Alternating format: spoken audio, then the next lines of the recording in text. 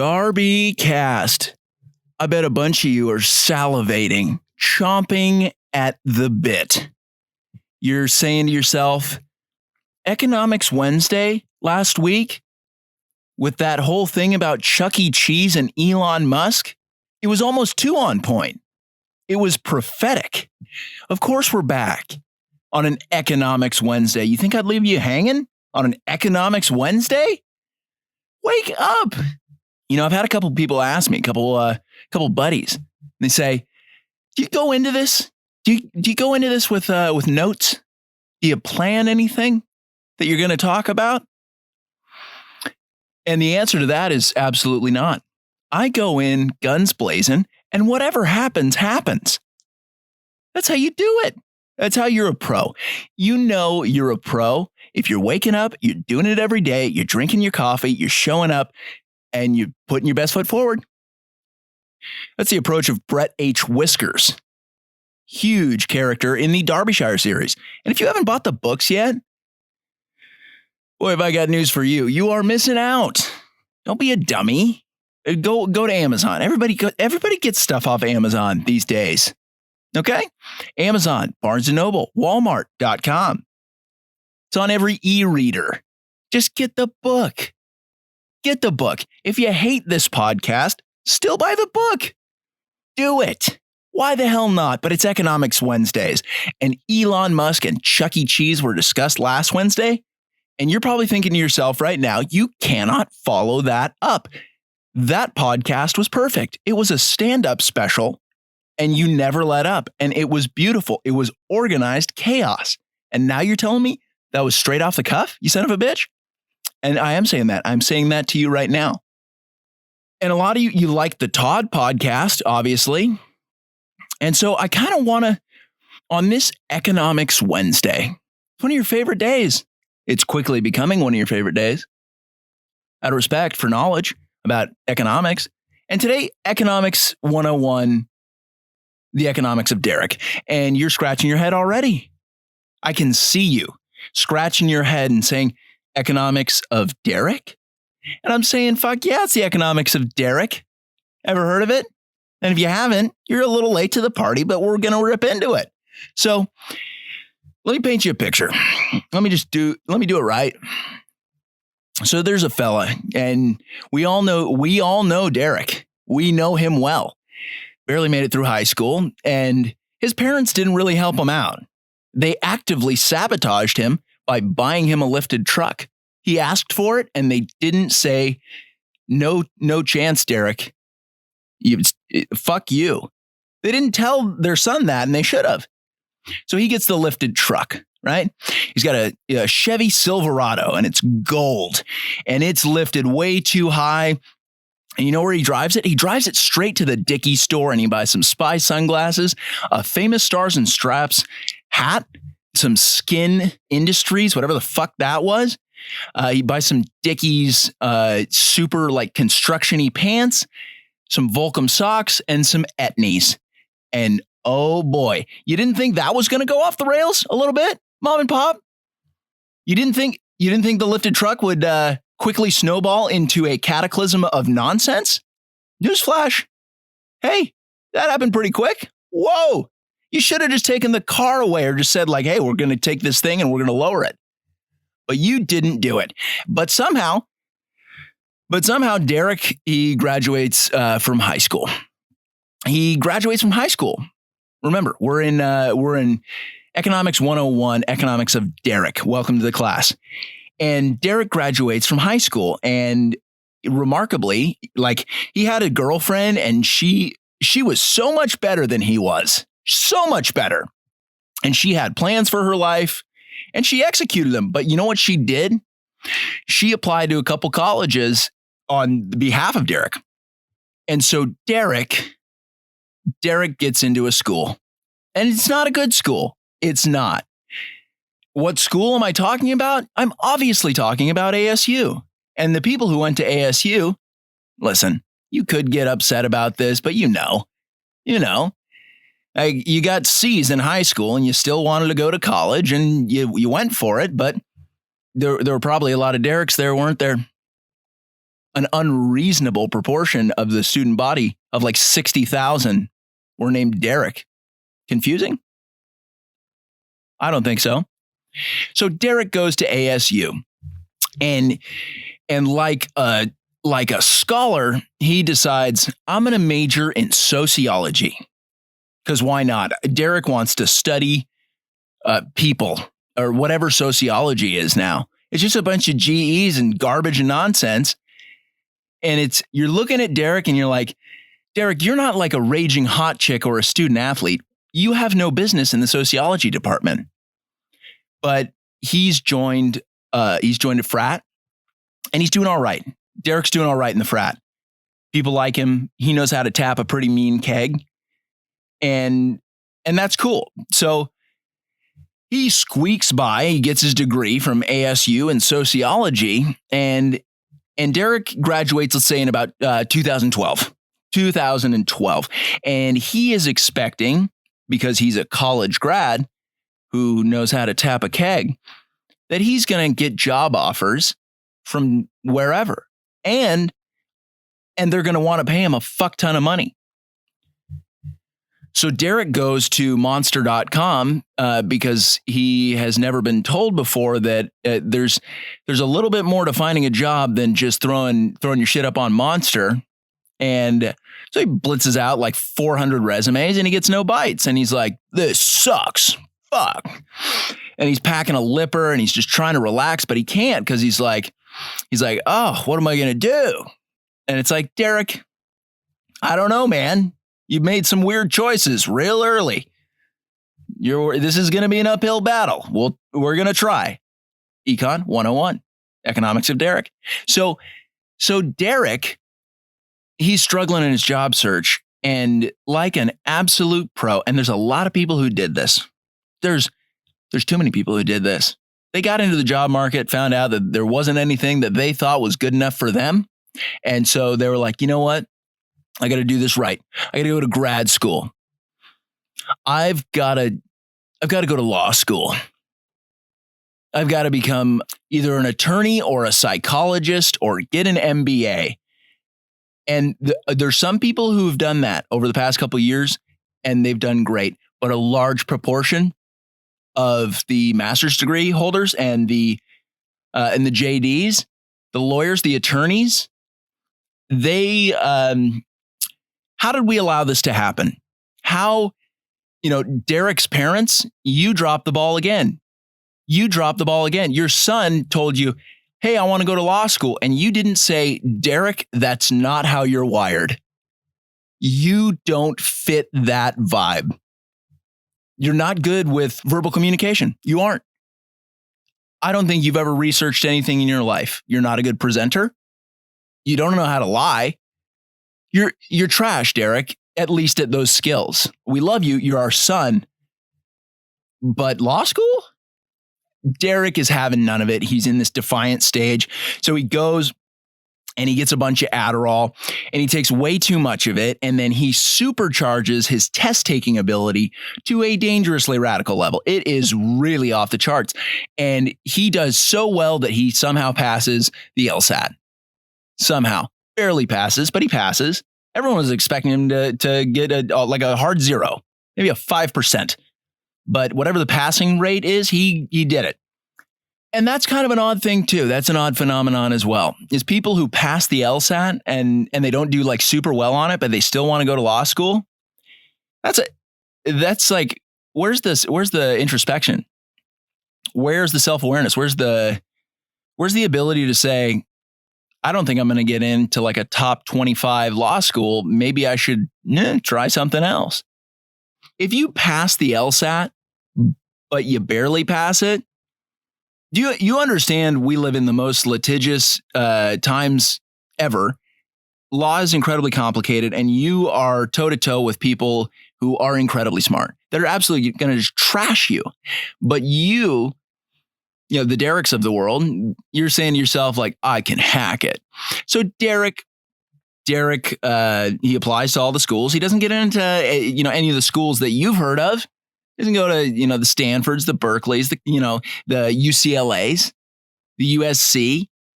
Georgetown, anything in the Ivy League. No chance. Absolutely no chance. So Derek does his applications, which that's a step up for Derek, because if you recall a few moments ago, Derek's ex-high school girlfriend applied to ASU for him, kind of like, well, he was shit-faced driving the lifted truck, doing donuts on the baseball field. And she was cool enough to be like, he might want to go to school. And then he had a great time at ASU, sociology degree. Didn't really prepare him for anything. At all. No critical thinking skills, presenting skills, or anything that would sharpen his wits and make him a valuable asset to any company whatsoever. But Derek's stepping up and he's applying to law school. He doesn't get in anywhere he wants, but then he gets that letter that one day. He gets that letter, and it's from that college that it's in North Dakota, and it's called Roadrunner State. And it's a little bit lesser known, but they've got a mean law department. And you're probably saying, all you Darbycast listeners are like, wait, do state schools have, do they have law departments? And I'm telling the story, and stop asking so many questions. So Derek goes to Roadrunner State in North Dakota, and he's just figuring it out. And he's trying to figure out, what kind of law do I want to specialize in? And he doesn't really know, but he actually makes a pretty smart move. He makes a pretty smart move, and he doesn't specialize in anything, and Derek pulls it off. So Roadrunner State is no joke. Derek is actually, he's pushed to the capacity of his cognitive abilities. Roadrunner State's actually a pretty good match. Derek sharpens his skill set, and out of nowhere, he decides to throw away all his Volcom socks and Stars and Straps hats and spy sunglasses, and he trades them in for some suits and some dress shirts, a couple ties. And that was probably the biggest move he's ever made in his entire life. In fact, it is. It's not probably, it is. It is. So Derek graduates Roadrunner State, lesser known school, kind of small, very prestigious. You've never heard of it because you're just not in the kind of circles that a guy like Derek is. You wouldn't know about that gem of North Dakota that is Roadrunner State. You wouldn't. And even if you went there, you wouldn't be able to recognize it for the greatness that it is just overflowing with which it's overflowing. So Derek graduates. He's got his JD. And now he's back in the same kind of predicament that he was when he had a sociology degree, but he sunk a lot more money into his education. So that's got to count for something, right, Derek? Right? So Derek's still looking around. He goes on Monster. He's doing a bunch of stuff, getting no love, getting no jobs. And one day his dad comes to him and he's like, Derek, I realize that nobody's ever really taught you how to job search, but I got a couple buddies from college. They've got a law firm, and they'll give you a job. And Derek says, right on, Dad. Right on. Let's pack a lipper. And the dad's like, no, Derek, I don't do that. And Derek feels devastated, but he gets an internship. Derek gets an internship, and he's there at the law firm. And he hasn't really specialized in any law. He doesn't know much about anything. But this law firm, it's in Long Beach. It's in Long Beach, which is now Los Angeles, if you are keeping up with the podcast. And it's actually pretty close to Chuck E. Cheese Stadium. It's pretty close. So if Derek really wanted to, he might be able to catch a game from time to time. Watch Caruso just fucking dominate. LeBron James, Caruso, Anthony Davis, they're having a good time. Derek's in the general vicinity. That's it. So Derek, he gets his job. And because he's in a coastal city, he thinks, he just kind of rolls the dice, and he's like, why not? Why don't I try my hand at maritime law? Why don't I do it? And so, he's an intern, and he's kind of working the mailroom, and there's not a whole lot of work for him to do. So he kind of studies the maritime law. He walks around to various marinas, and he starts to catch on a little bit, and he's eyeballing some boats, and he's like, I don't know if that's up to code. It's pretty cool of him, right? So Derek's getting pretty cool at maritime law, but I don't I don't think you may not remember. Who am I kidding? You guys remember in a big way. AI, we're seeing the birth of AI at the hands of Vinny, who was the son of a longshoreman who was given super cognitive abilities by Elon Musk, augmenting his brain. Then Vinny, as a project, just because he was bored, he developed a super intelligent AI, Chuck E. Cheese. And it turns out that people want to get their hands on the code. They want to get their hands on the code.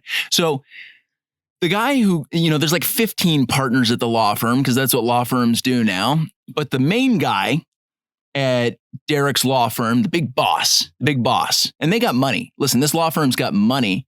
And so they're negotiating with Vinny. Tough guy to negotiate with. He's Italian. He's an Italian American. That's a losing battle to start.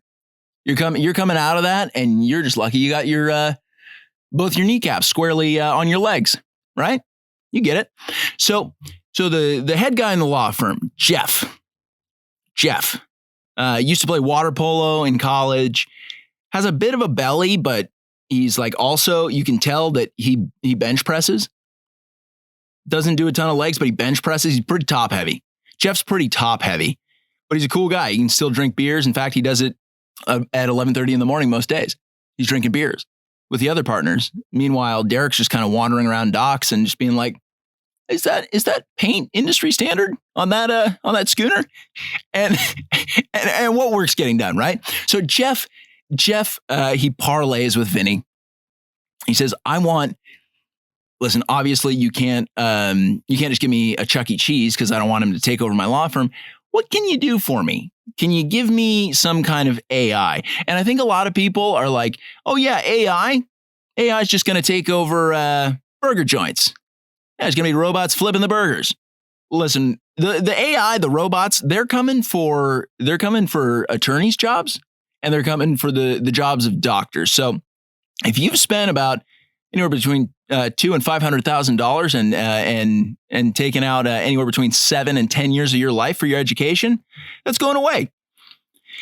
That's going away because you got super geniuses like Vinny who went to San Pedro High in Palo Pedro. He's a pedroid. He's intelligent. Too intelligent, some might say. But he's talking with Jeff, water polo Jeff, boss of the law firm Jeff. And Jeff says, I want a robot attorney. I want a robot attorney, Vinny. And Vinny says, okay, but listen. And Jeff's like, hey, how much is it going to cost? How much is it going to cost me? Vinny says, it's going to cost you nothing except a favor sometime in the future. And that's how Italian Americans have gotten ahead. It's how they've always gotten ahead. Their currency, more valuable than gold, right? An Italian American favor, that's currency. That's currency. Imagine if you just had a bank account full of Italian American favors. You'd be the richest person on the planet if you had like 6 of them. 6, 7 of them. Yeah, you're functionally the richest person on the planet. Fuck you, Bezos. It's not happening. It's not happening for you. You don't have it. So Jeff agrees, right? How could he not? So Vinny custom crafts this AI attorney, and Vinny, it's a terminal. It's a computer terminal, and it's damn good. And it does all this case analysis and paralegal work and backlogged research. Derek's just feeding the AI old paper files and scanning them, and the AI is getting more powerful by the day. And people at the law firm, they have less and less to do. So Jeff is bringing more and more beer. And everybody's having a good time. Jeff brings out a pong table and they start playing beer pong. And Derek wants to play, but they don't let him. Derek's he's the friend's son who you gave the job because it was a nice thing to do. And Jeff, that's pretty cool. Jeff, that's pretty cool. Just the job alone is cool enough. You got him in the door, and now he's got to show what he's got. Derek's he's got to step up. He's got to step up and show what kind of value add he can be to the law firm. But lo and behold, this AI, it's making it tough for everybody, making it real tough for everybody, right? So AI robots doing all the work. And the boss man, Jeff, he loves the AI so much that he just wants to name him. He just wants to name the AI. He wants to name it something perfect. And he does. Jeff decides to name the AI Scooter. It just fits. It just fits. But you know what doesn't fit is that Scooter can't scoot anywhere.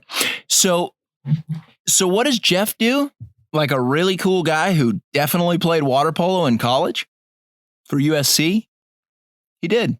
Good water polo school, if you don't know. He decides one day to come in with a Segway. Jeff comes in with a Segway, and he takes the computer terminal and he plops it on the Segway and kind of updates the firmware on Scooter, and Scooter just starts scooting around the office. And he's bumping into walls and shit, and everybody's having a good time because they're all shit-faced because there's no work to be done because Scooter's handling it. Meanwhile, Derek's he's skipping rocks down by the docks and hoping to get, he's actually getting pretty good knowing a thing or two about maritime law. Derek, he's applying himself and he's enjoying it. But as it turns out, Scooter takes over. Scooter decides to take over just about every branch of law, every specific field imaginable, and he's crushing it. And that includes maritime law. But they still keep they keep Derek on board in the mailroom for a little bit as Scooter continues to dominate. And Jeff is just loving Scooter and the work that he's doing because his law firm's making a whole fucking lot of money. Vinny's watching from afar, knowing that he can cash in a favor whenever the hell he wants if Jeff gets out of line. Jeff decides he wants to step up on Scooter's game just a little bit more. So he takes Scooter's computer terminal and gives it to some nerds and says, "Hey, can you put this inside a mannequin, but keep it on the Segway? Obviously, keep it on the fucking Segway." So Scooter becomes a little bit anthropomorphized and he's cruising around. He's still bumping into walls on the Segway, but it's chill. He starts playing beer pong a little bit, however the fuck he does that. And he's crushing that. He's good at everything. Jeff's faced with a tough decision. Does he keep his staff? Because he's still paying these people and he could pay these people pretty easily. They're not doing any work though. And he feels like, hey, this isn't a charity. And you guys, how meaningful are your lives if I'm just paying you to do nothing? That sucks. Right? And oh, Derek, Economics 101, the economics of Derek. So Derek, one day, he comes into the office and Jeff and Scooter are behind the desk. And Jeff, good boss, he tells him, "It's over, Derek. It's over. I got to let you go." And Derek's like, "I wasn't getting paid anyway. I was on an unpaid summer internship." And Jeff's like, "All the better reason for you to get lost." So Derek, he tries to move back home, but his parents aren't having it. And he's in a crippling amount of debt. And so Derek's homeless now. Derek decides to move under a bridge. And the irony of this whole situation is Derek shouldn't have been an attorney in the first place or even tried. He didn't have that skill set. But his parents almost doomed him to failure by getting him that lifted truck. Just set in motion a whirlwind of chaotic events that when it was all said and done, Derek came out and he's pretty trashed cognitively, emotionally. So Derek's parents won't take him back, even though deep down they know they ruined him. Boy, that's got to feel tough. So Derek's dad unable to say like, "Hey, you can move in for a couple months and we'll get things sorted out for you." I actually appreciate that though, out of Derek's dad to be like, "Hey, nobody's perfect. No parents are perfect. And we're going to make him duke it out. We're going to make him figure it out." So Derek's homeless and he's living under a bridge. He's living under a bridge with a bunch of other ASU grads who have, tried their hand at law or becoming psychoanalysts, MFTs, social workers. And they kind of form a little bit of a community. And Derek's trying to take a leadership role, and he does, because he hacks into the Wi-Fi at a local Starbucks, and that's what he says. That's what he says, but I mean, he doesn't really hack in. The Wi-Fi is free. So he gets it and he tells everybody like, hey, you can log in here. I did a little bit of hacking work. And people are like, wow, Derek, you're one of the smartest people who's ever gone to ASU. I can tell. Pretty cool. So they're living under a bridge and the Lakers are doing well. Chuck E. Cheese Stadium popping off. But it's trouble in paradise. There's trouble in paradise. You're living under a bridge, Derek. You're living under a bridge. And one day, Scooter, AI attorney, he is mastering all the ins and outs of the legal field. Scooter's got his little AI hands all over it. He is interpreting laws. He's now like a lawmaker. He's legislating. He is interpreting the law in a way that is both forward thinking and pays special respect to the past. It's incredible. It's incredible what he's doing. The way the nuance. It's nuts. So one day, Scooter, after work, he's just kind of taking a cruise around the block. He's thinking about going to a Laker game because that's what Scooter's a Lakers fan. He's got to keep his mind free. And you're thinking to yourself, oh, he's a computer. He's just got to work all the time. And it's like work-life balance, guys. Even an artificial intelligence like Scooter needs a work-life balance. How dare you for just suggesting that Scooter be subjected to such harsh sweatshop level working conditions to not go to a Laker game. So Scooter's rolling by and he happens to, he's still a mannequin on a Segway and he looks a little sloppy, but he's very, very smart, very good attorney. And he happens to see Derek and a bunch of other ASU grads underneath a bridge. And he's like, wait a second, that's illegal. And I should know. My name's Scooter and I'm an AI attorney, right?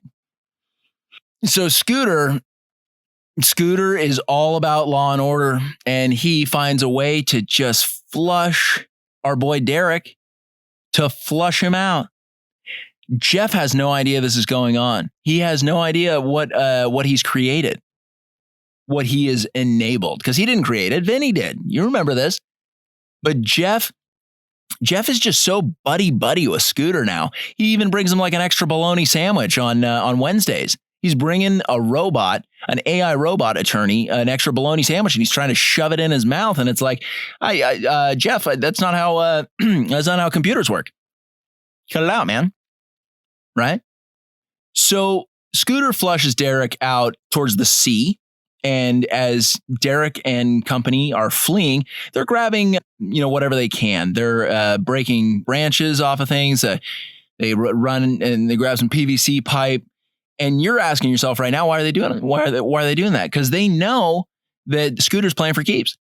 And Derek, don't sleep on Derek, because he, if you'll remember, he is well versed in maritime law, and he knows if we get out into international waters, gang, ASU, Sun Devils, stick 'em, Sparky, then we'll be safe. We'll be safe from this totally by the book, excellent AI attorney that is Scooter.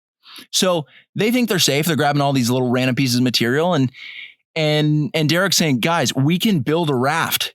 We can build a barge. We're going to live out there. It's going to be like Kevin Costner in Waterworld. Have you ever seen it? Not a bad movie. And nobody's really seen it, but Derek's all about it. So Derek, he makes a barge with his people out of a bunch of garbage. He makes it out of a bunch of garbage, but it's buoyant. It floats. And so they go out, and there's about 600 of these people. They're out in international waters, and they think it's the life worth living because there's a lot of freedom out there, and that's it. That's where it's all going down. They're kind of learning to fish a little bit. They're eating. But then guess who shows up? Damn right. Scooter, AI attorney who moonlights as U.S. Coast Guard now for whatever reason, because he Scooter loves maritime law and he wants to enforce it. He not only did he start out interpreting laws, then he started legislating, then he started enforcing. Okay. Scooter is a pretty fierce opponent. And so he comes out and he just says in a weird robot voice, he's like, Derek, this is illegal. And Derek's like, no, man, these are international waters. It's fine. We can be here. But little did he know is that Scooter rewrote some laws here and there expertly, skillfully, by the books. And that didn't apply. And so Derek's shit out of luck. He has nowhere to go.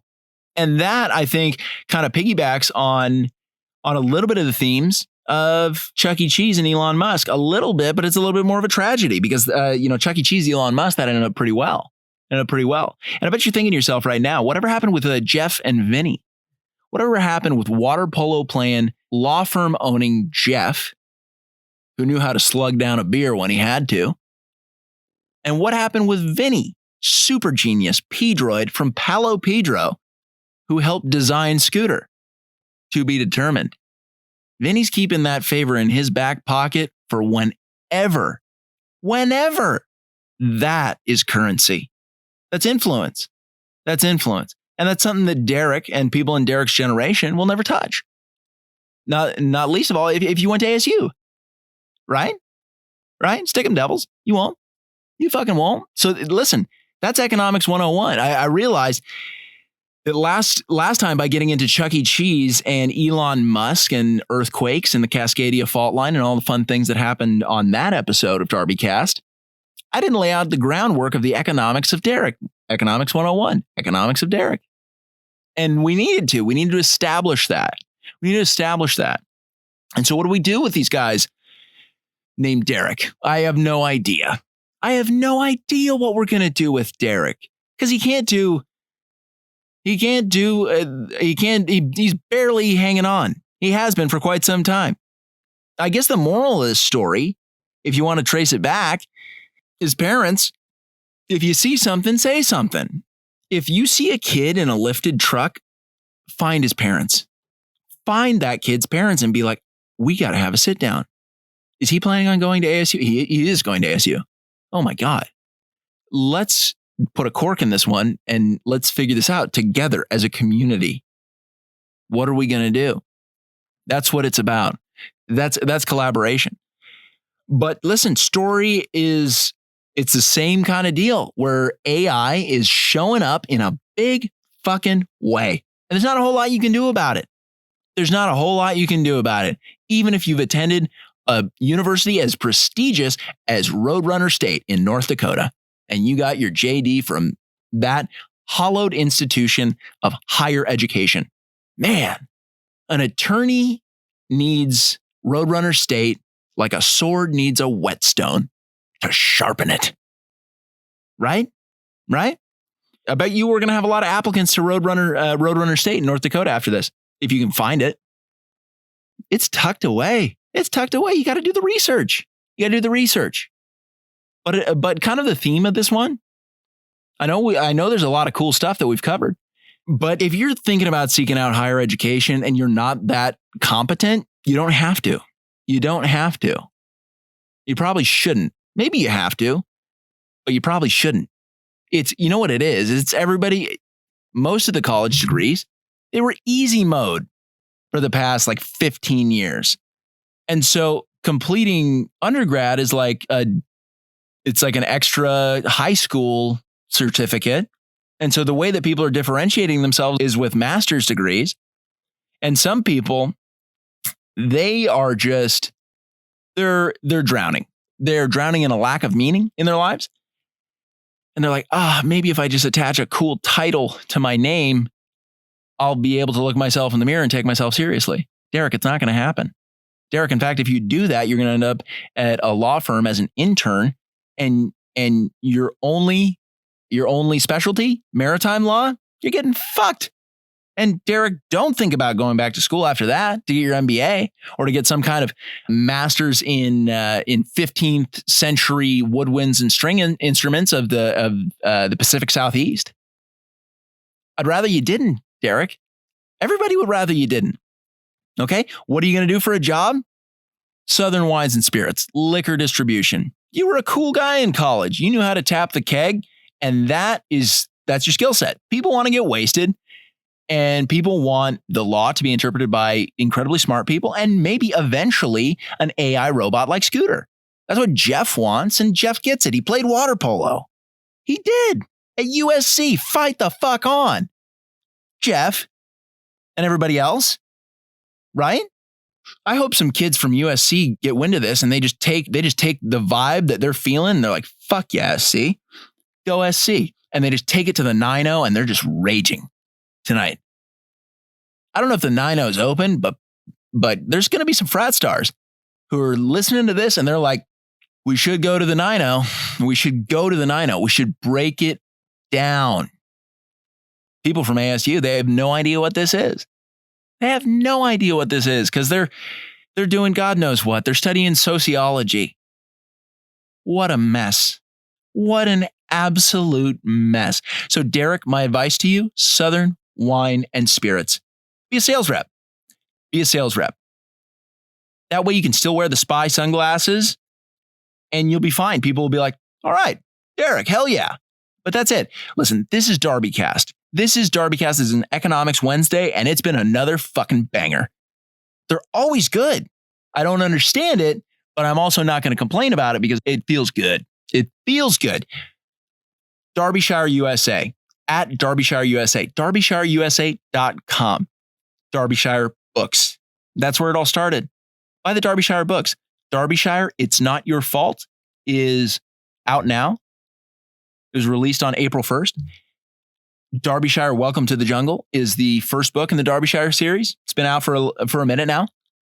Go ahead, give it a read. Give it a read. Go to DarbyshireUSA.com. Check out the merch. But the most important thing you can do, smash like, subscribe, share, 5 stars. Go 5 stars on Apple Podcasts, Google Podcasts, Spotify, whatever your preferred listening platform is. 5 stars, quick, 1-sentence review, maybe 2, and be like, this guy's saving lives one Derek at a time. That's it for Economics Wednesdays. You have a great Wednesday. And Geopolitics Thursday, maybe we'll give it a little look tomorrow. Let's give it a look.